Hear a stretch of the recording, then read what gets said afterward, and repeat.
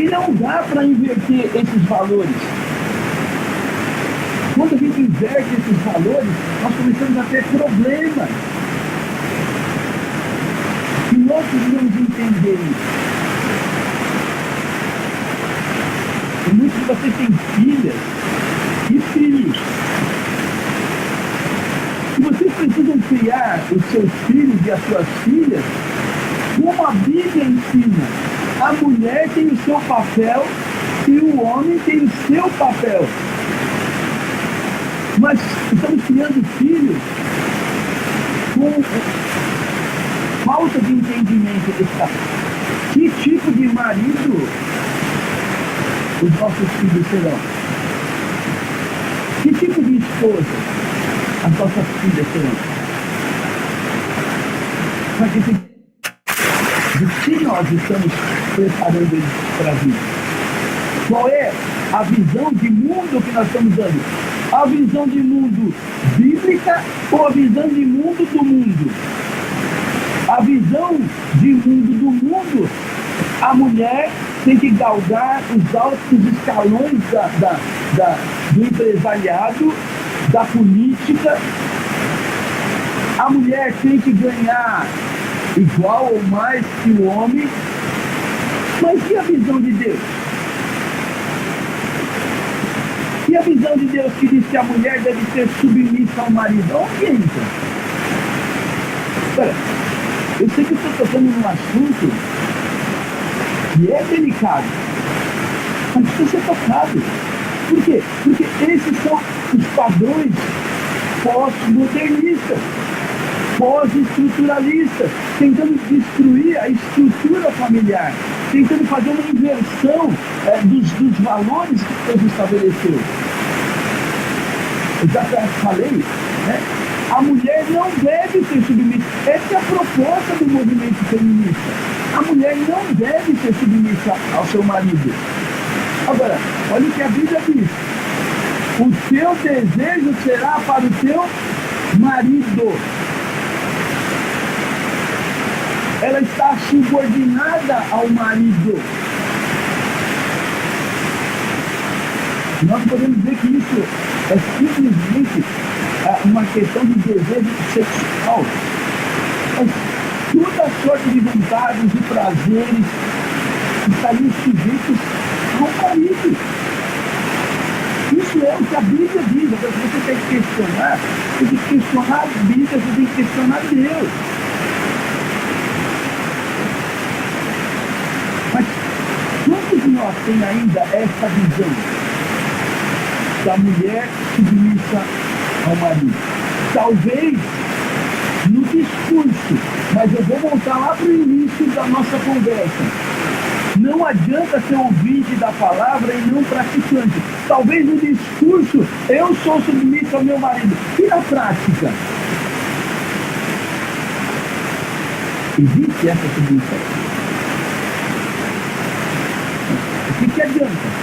O ouvinte é aquele que constrói a sua casa sobre areia. O ouvinte é aquele que constitui a sua família sobre areia. Está destinado a uma destruição, a ruína. É o que a Bíblia diz.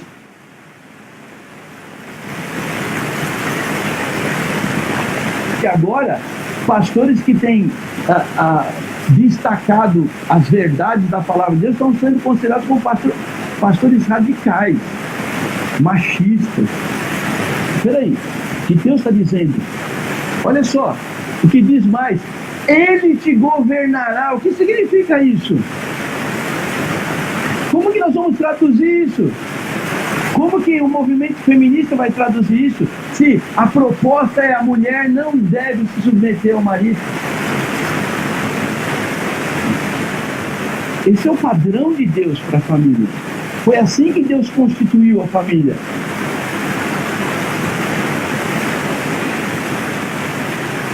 E Paulo, escrevendo aos Efésios, escrevendo para os irmãos de Colossos, ele enfatiza a mesma coisa. Vós, mulheres, sejam submissas em alguma coisa aos seus maridos. É assim que está escrito lá na Bíblia? Como é que está escrito lá na Bíblia? Tá fraco, né? Quero ouvir a voz feminina aí, tá? Vós, mulheres, sejam submissas em tudo.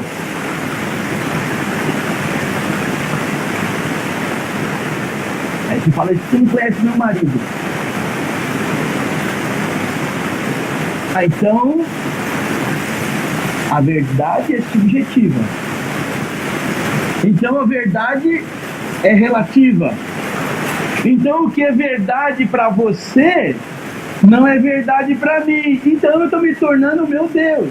Percebe como que a coisa entra sorrateiramente na família cristã? Sorrateiramente. E aí a gente tem a inversão dos papéis.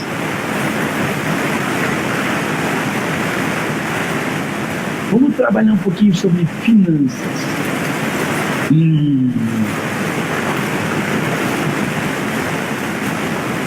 Sabe qual é a instrução divina? A instrução divina é essa daí, tá? Que o homem ia ser o provedor da casa. Em fadigas obterá da terra o sustento durante os dias da sua vida. Para quem ele disse isso? Para Eva?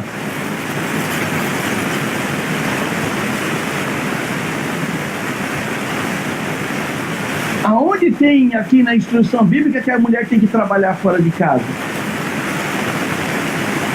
Olha só o que ele diz isso. No suor do teu rosto comerás o teu pão. Ele falou para que isso? Para Eva? Então, de quem é a responsabilidade financeira do lar? É do homem. Não é da mulher. Essa coisa de mulher trabalhar fora é invenção da pós-modernidade, gente. Agora, nós conhecemos o provérbio que fala da mulher virtuosa, não conhecemos? Nós sabemos do provérbio da mulher virtuosa. Ela fazia muita coisa. E olha, gente, dá mais trabalho ser dona de casa do que trabalhar fora e aguentar o chefe e aguentar metas, né? Bater metas, isso e aquilo. Dá muito mais trabalho o serviço de casa. E se você ler o provérbio número 31, você vai ver a função daquela mulher. E o marido dela era elogiado na rua por causa da mulher. E ela ganhava dinheiro, ainda por cima. Com as coisas de casa. Esse era o papel da mulher. Estar em casa, cuidar da casa, cuidar do marido, cuidar dos filhos. Mas hoje, terceirizou-se a criação de filhos. A gente faz filho e dá para os outros criarem. É para a avó, para o vô, para o tio. E para aquele que tem muita grana, né? É para babá. E a babá vai criar o seu filho. Com que visão de mundo?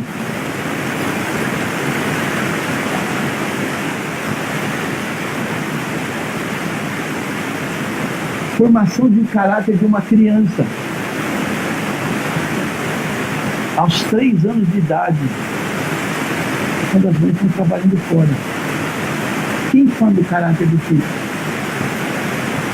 A escolinha, as tias da escolinha.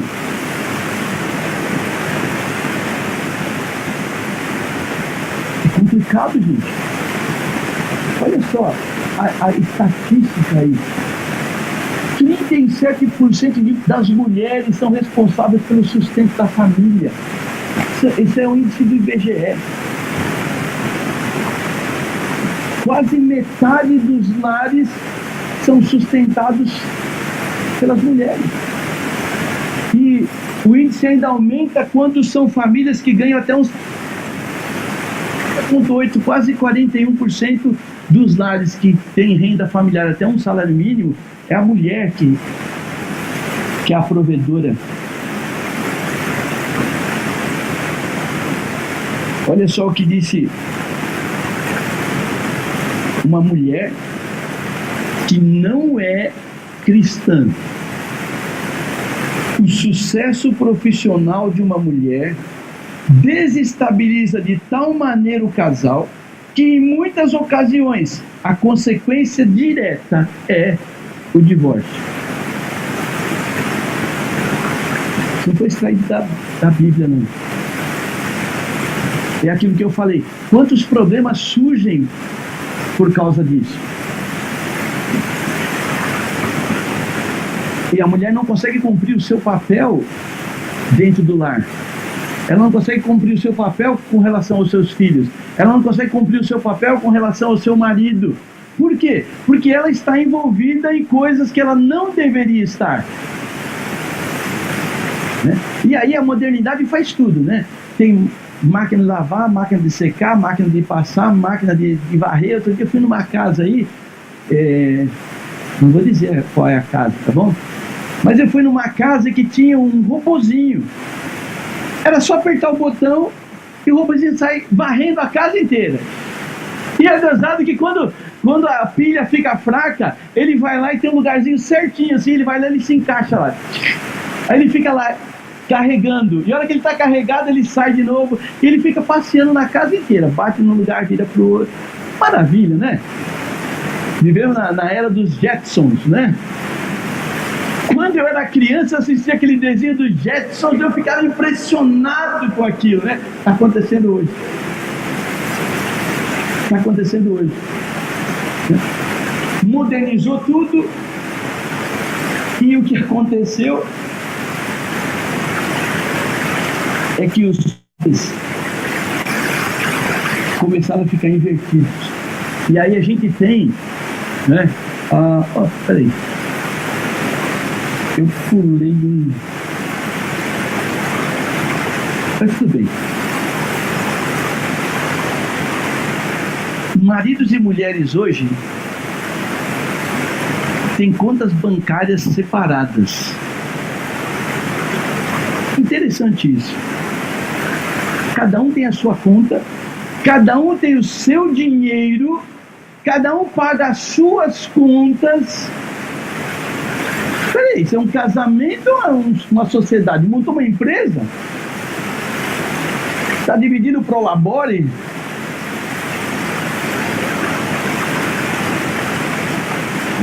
É a questão do individualismo. Não, peraí. Quem ganhou esse dinheiro fui eu. Então esse dinheiro é meu. E aí eu gasto esse dinheiro. Você não tem nada a ver com isso. Tem esposas, eu já conversei com esposas que não sabem quanto o marido ganha. Falei, por que você tem que esconder da sua mulher quanto você ganha? A não ser que você queira ter uma segunda família aí de lado, né? E aí você não pode realmente revelar quanto você ganha. Eu falei, qual é o problema da sua esposa, da sua companheira, daquela que segura os seus rojões quando você chega nervoso? Qual é o problema dela saber quanto você ganha?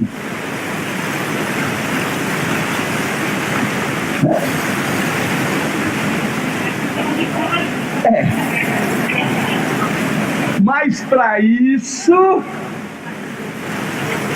tem uma solução. A mulher deve ser submissa ao seu marido.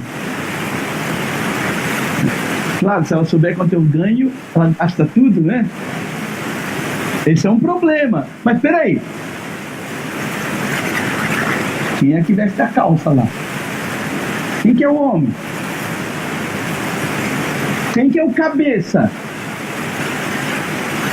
Paulo disse, o marido é o cabeça da mulher.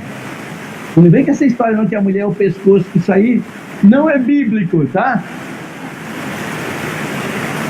Marido é o cabeça da mulher, assim como Cristo é o cabeça da igreja. A igreja não é pescoço, coisa nenhuma. Se o marido é o cabeça governa, o cabeça lidera.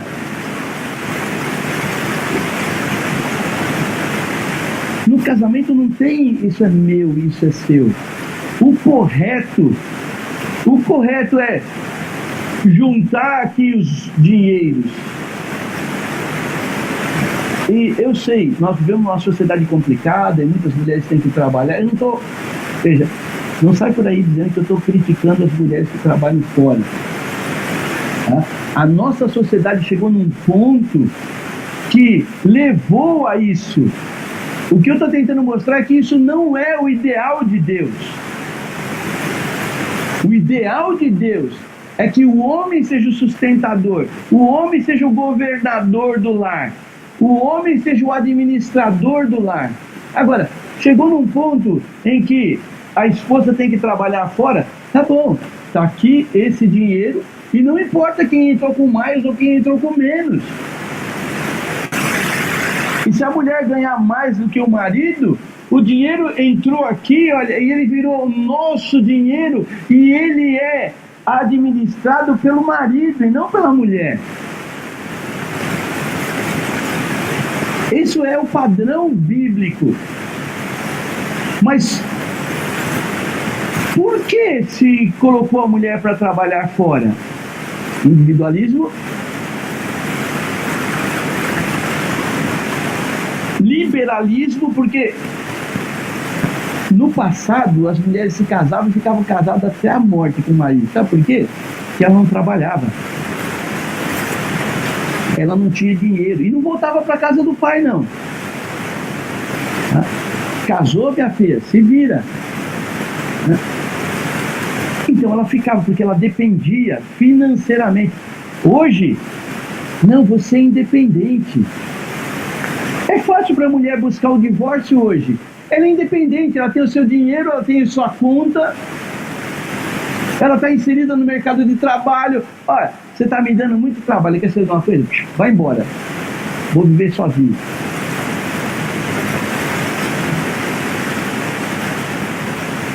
Então, junta-se o dinheiro. O marido administra o dinheiro, porque ele é o cabeça.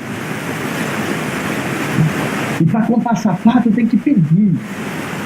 Né? Comprei sapato. Né? Não me jogue sapato, por favor.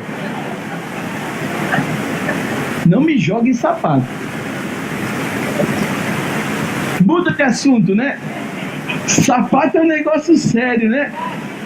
É só olhar pro pé da mulherada, a gente sabe que sapato é um negócio sério. O homem tem dois, um preto e um marrom. Fica a vida inteira. Quando começa a sentir as pedrinhas do chão, a gente compra outro. Claro que tem as exceções, tá bom? Tem as exceções. Né, Paulinha? Acho que o Juninho tem mais sapato que a Paulinha. Mas é exceção. A regra é o contrário. Né? Mas a minha pergunta é, nós estamos criando as nossas filhas, eu falei que eu ia misturar todo quanto é assunto, né? Nós estamos criando as nossas filhas para, ao se casar, serem submissas ao seu marido? Nós estamos criando os nossos filhos para que, ao casar, eles sejam cabeça da sua família? E se não, que desgraça vai acontecer quando eles se casarem? Qual é o resultado que vai ter disso?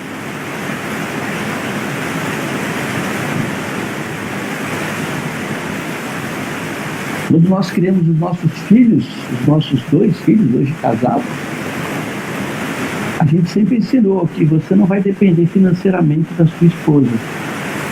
Você é o provedor, você tem que estudar, você tem que trabalhar e você tem que sustentar o seu lar.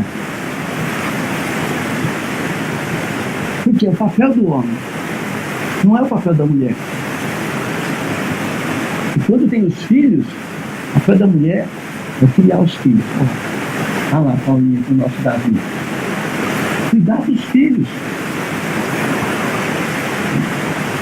É ensinar os filhos, é treinar os filhos, educar os filhos, formar caráter nos filhos.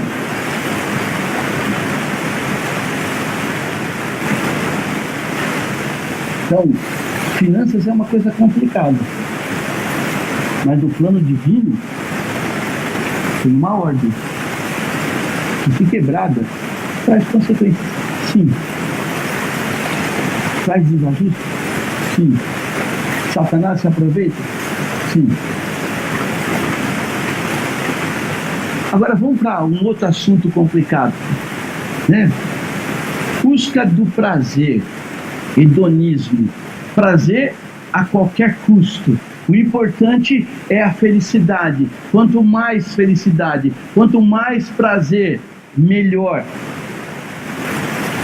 E nisso a gente tem hoje, né, o corpo sensual. Felizmente o Brasil é primeiro lugar, passamos os Estados Unidos, agora em 2016, o Brasil ficou em primeiro lugar em cirurgias plásticas. Que maravilha! Que maravilha! Deixamos gringo para trás. Podíamos ser primeiro lugar em tanta coisa. Mas é interessante. Um país complicado, um país com um custo de vida elevadíssimo, um país onde a renda é baixa, um país onde as pessoas estão discutindo a questão de se eu devo me aposentar com 50 anos ou não. E é o primeiro lugar em cirurgias plásticas do mundo. Do mundo, gente. Eu coloquei aí umas estatísticas. 1.490.000 cirurgias no ano passado. Cirurgias plásticas estéticas. Não estamos falando de qualquer outra coisa.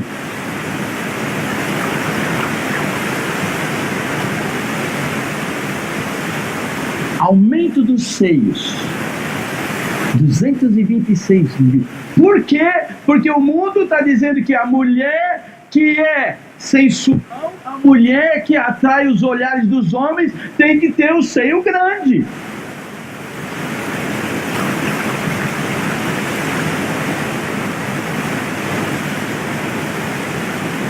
Quem está ditando a regra?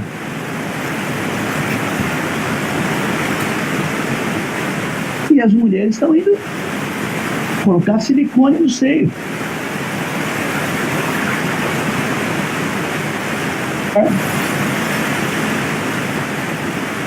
Em cirurgia do seio, implante do seio.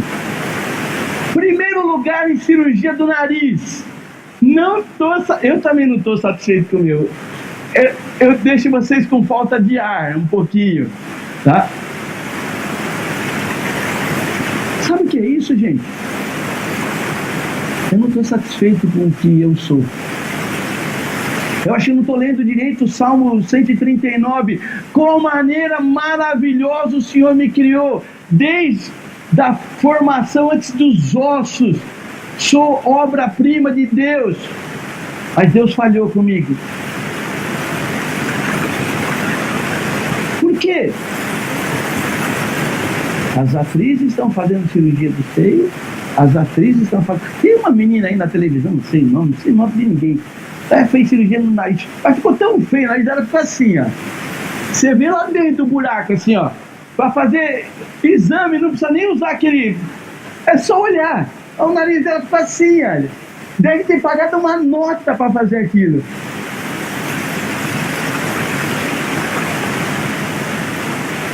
Eu acho que ficou pior do que era. Eu não sei porque eu não vi uma foto dela antes, mas... ridículo. Mas também o Brasil está em primeiro lugar na cirurgia de abdômen. 129 mil no ano passado. Por quê? Quero ficar com a barriguinha. Por quê? Porque é o padrão do mundo. E se é o padrão do mundo, eu tenho que estar no padrão do mundo, não no padrão de Deus. E por que que eu quero ficar com a barriguinha fininha?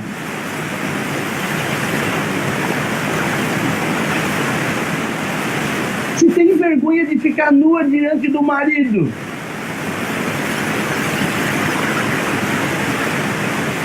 Então é para o outro olhar. E não para o marido.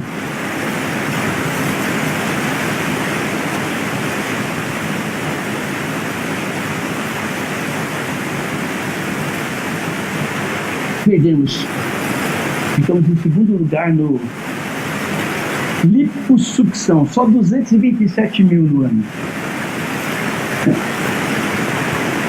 O Botox foram só 2 milhões e 100.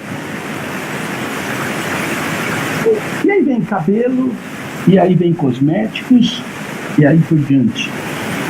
Tudo pela busca de um corpo sensual. Para quê?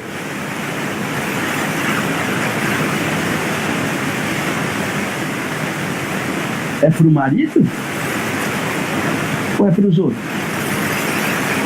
E os homens também, viu? Estão colocando um monte de bugiganga aqui só para dizer que tem tanquinho. Eu fico imaginando eu com aquele negócio aqui assim, né? Ia ficar uma gracinha. Ia ficar uma gracinha. Tudo isso porque o mundo está dizendo que isso é legal. Se você quer ser visto, se você quer ser reparado, você tem que investir nisso. Olha,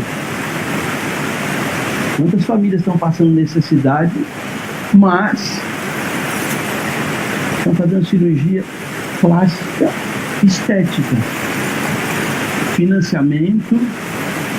E o pessoal descobriu a mina de ouro, gente. Mina de ouro. O mercado é tremendamente aquecido. O mercado da cirurgia plástica. Por quê? O pessoal vai pagar. Aí vamos para um outro assunto aqui, complicado. Roupas provocantes.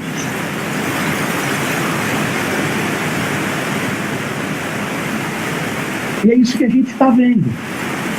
Você liga a televisão, é isso que você vê. Você abre uma revista, é isso que você vê. Agora, por que andar assim? Qual é o intuito de andar assim? Será que é para a glória de Deus? Ou para a minha própria glória? É interessante, você vai... Propaganda de carro. Mulher sensual.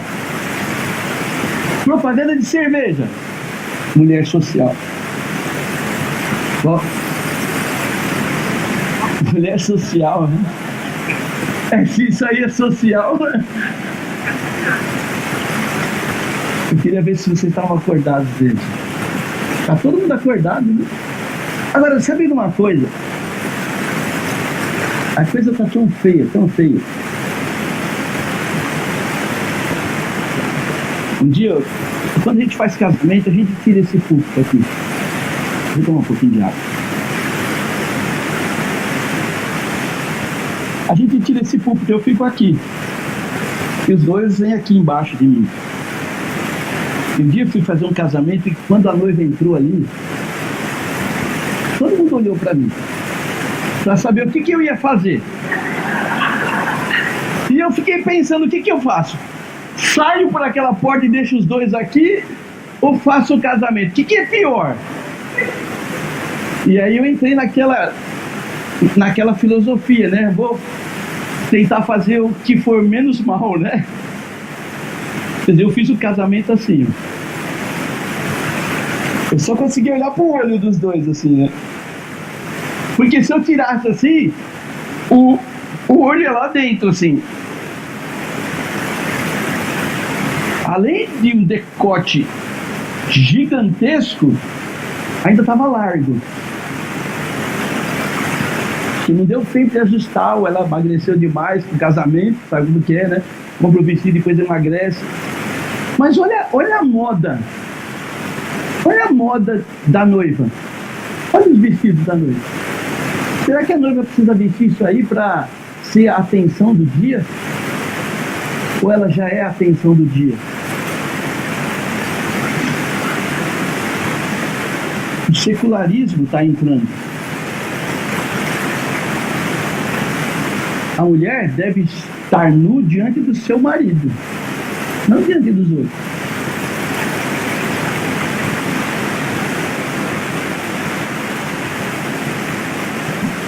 Em Marcos capítulo 10 diz o seguinte: sabemos os mandamentos: não matarás, não adulterarás, não furtarás, não dirás falso testemunho, não defraudarás ninguém. É um mandamento. E há defraudação nisso? Lógico que há. Você está oferecendo alguma coisa que você não pode concretizar.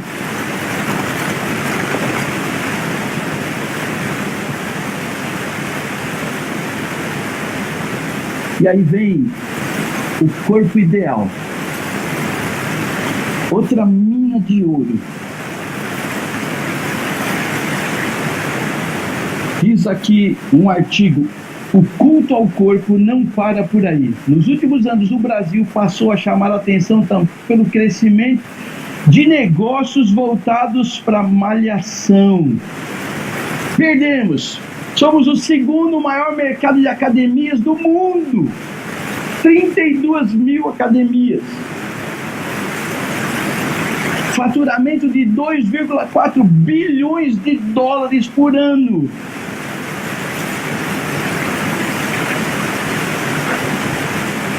Aqui tem esses dados aí. O corpo perfeito tem que ser esse aí.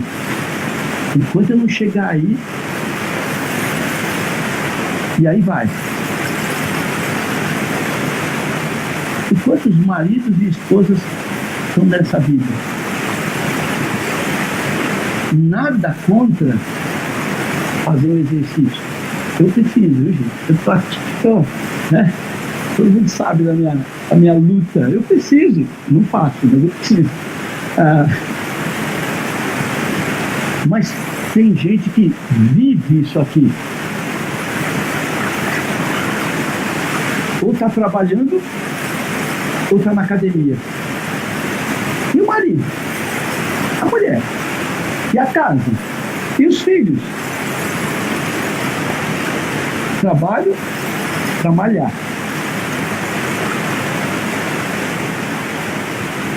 Complicado.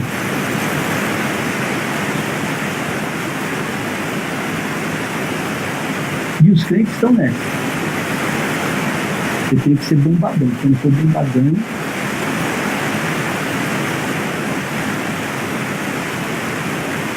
e aí a gente tem um monte de coisa. A gente tem prática de esporte. Isso é uma coisa muito legal hoje em dia, né? O diabo é tão astuto que ele vendeu a ideia de que para você ser saudável, você precisa correr, né? E as corridas acontecem quando? Domingo de manhã. Que maravilha! Eu estou atrás de um corpo ideal, né? Sabe como que é? Gente, isso é filosofia do mundo para distrair o cristão. E só o cristão que não está vendo. Mais uma vez, nada contra. Não tem nada contra fazer esporte, não tem nada contra correr. Quais são as nossas prioridades? A quem nós estamos servindo? Ao nosso corpo ou a Deus? Talvez a gente esquece de uma coisa muito interessante.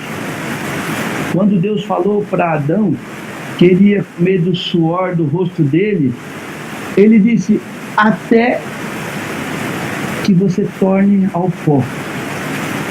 Porque do pó você veio e para o pó você vai voltar. E dizer uma coisa, você pode ter um espaço de vida saudável. Você pode tomar shake e emagrecer à vontade. Você pode malhar e ficar saradão. Você pode ter um corpo escultural, fazer várias aspiração, implante para tudo quanto é lado. Sabe o que vai acontecer no final?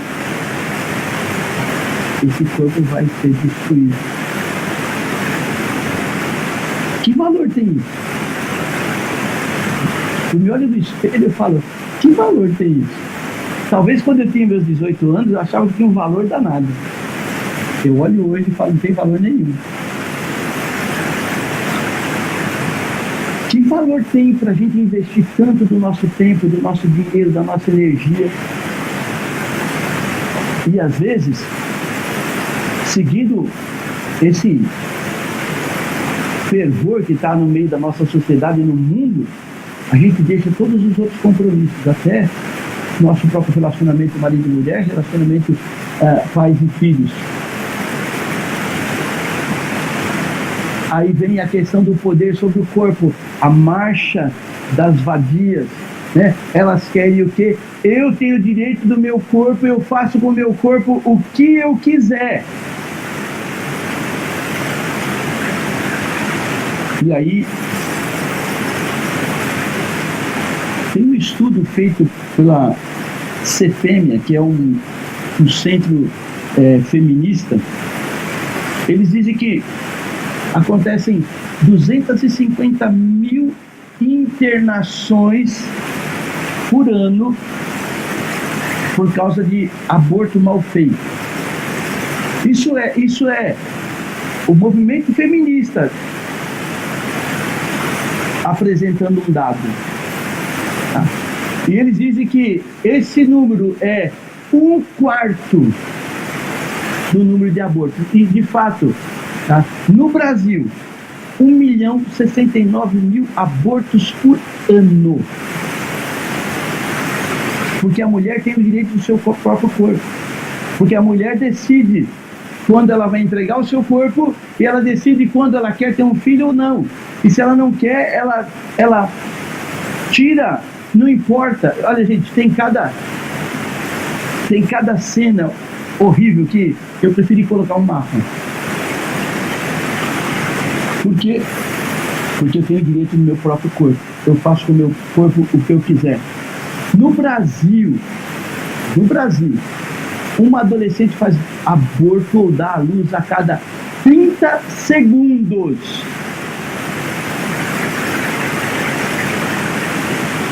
A cada 30 segundos.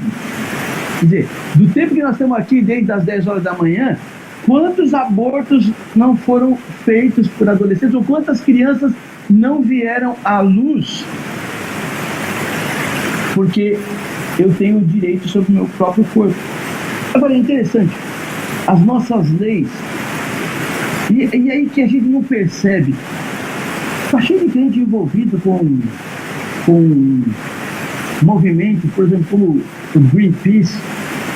Vamos proteger a nação, vamos proteger o país, como se nós tivéssemos o poder de realmente proteger. E tem muita gente envolvida com esse tipo de coisa. Mas deixa eu dizer uma coisa. A vida de um animal no Brasil tem mais valor do que a vida humana. Se alguém for pego transportando um papagaio, ele é preso com crime inafiançável. Mas se fizer um aborto, olha, é o direito que eu tenho. Deixa eu ir além. Existe uma lei no Brasil, não sei se você sabe, mas se você tirar uma bromélia do habitat natural dela, é crime inafiançável, você vai preso e não sai da cadeia. Mas tem 1 milhão de abortos por ano. Que valor tem a vida? Que valor tem a vida?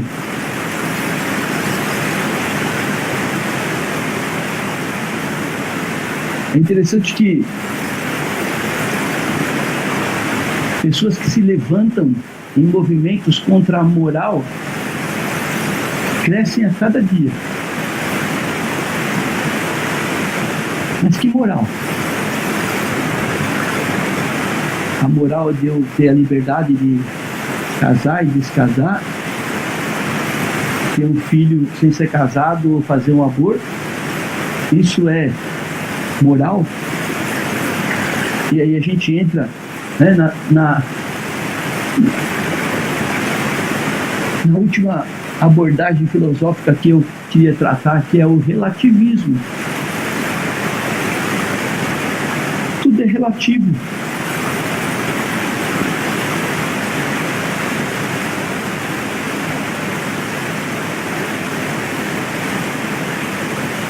Cada um faz o que quer. Se a gente ler Romanos 1, a gente vai perceber lá em Romanos 1, como o homem, tendo o conhecimento de Deus, ele vai se afastando do conhecimento de Deus. E por se afastar do conhecimento de Deus, ele entra em práticas que são abomináveis. E por ter práticas abomináveis, ele chega ao ponto de induzir outros às suas mesmas práticas. Você vê pessoas importantes na nossa sociedade falando a favor do aborto, do direito que a mulher tem ao corpo dela. Esse corpo pertence a quem? A Deus. Vamos para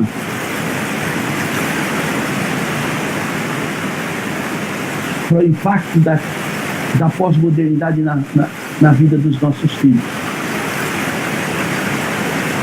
E Jesus diz aí: todo aquele, porém, que for bem instruído será como seu mestre. Já parou para pensar que você é mestre dos seus filhos? Já parou para pensar que você vai colocar diante dessa sociedade aí pessoas iguais a você? O mesmo caráter que você tem? Se você instruir bem, e para você instruir bem, você tem que estar bem. Porque não adianta falar para uma criança: faz o que eu falo, não faz o que eu faço. Que é a filosofia de muitos casais hoje. Não pode fazer isso. Mas na prática ele está vendo você fazer. Que adianta falar para eles que é errado o que você faz?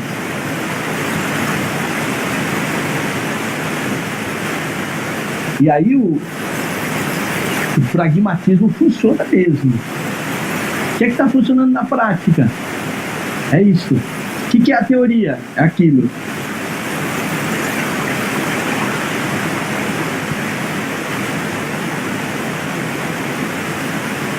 O perigo que eles correm é a gente criá-los sem um parâmetro de certo e errado, de verdade e mentira, por aquilo que nós estamos fazendo.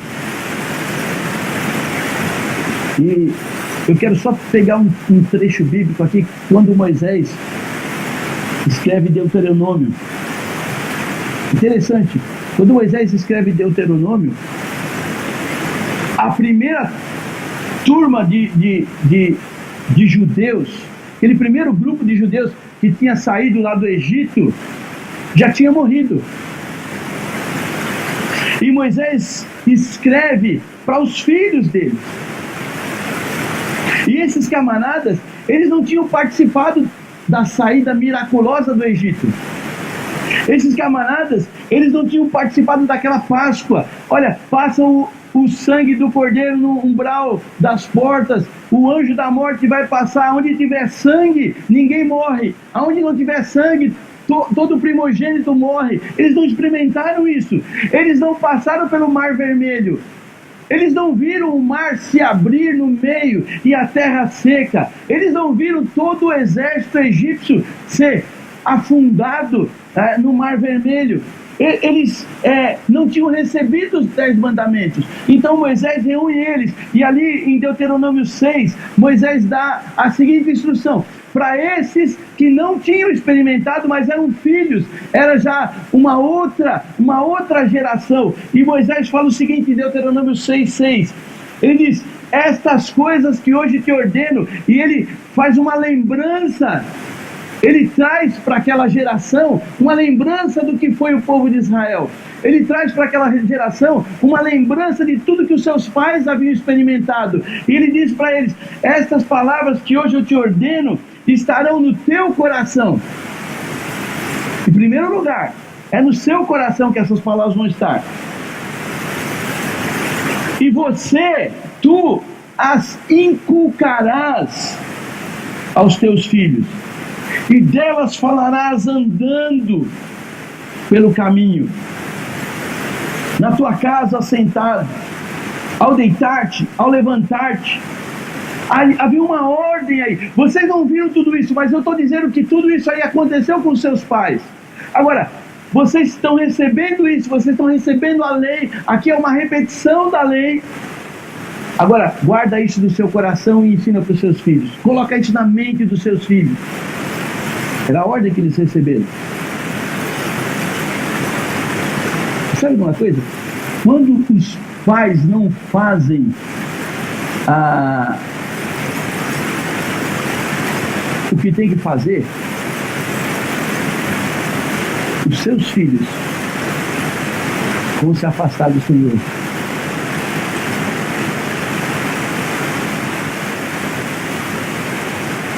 Em Juízes, capítulo 2, você tem aí, depois você pode ler. E diz o seguinte: e outra geração após ele se levantou. Agora dá uma olhada. Os pais haviam experimentado todos aqueles milagres de Deus.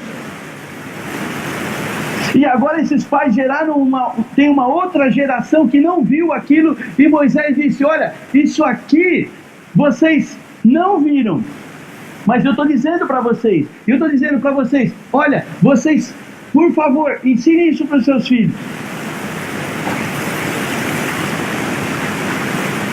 E agora nós temos uma terceira geração. E olha o que o texto diz: e outra geração após ele se levantou, e não conhecia o Senhor, nem tampouco as obras que fizeram a Israel.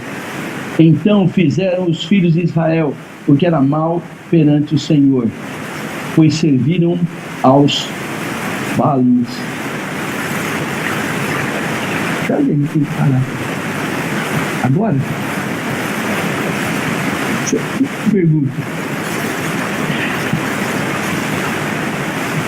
Tem um provérbio chinês que diz o seguinte: uma geração planta uma árvore e a geração seguinte tem uma sombra. Veja o que aconteceu. Aquele povo teve experiências concretas com Deus. Os seus filhos foram alertados. Vocês não viram isso, mas isso aconteceu com seus pais. Ensine para os seus filhos. E eles não fizeram. O que aconteceu com os filhos? Serviram outros deuses, abandonaram o Senhor por omissão dos pais. O Senhor tem a misericórdia da gente. Que tipo de cidadão nós estamos colocando nessa sociedade? Vamos parar para um café, para uma água, e a gente volta.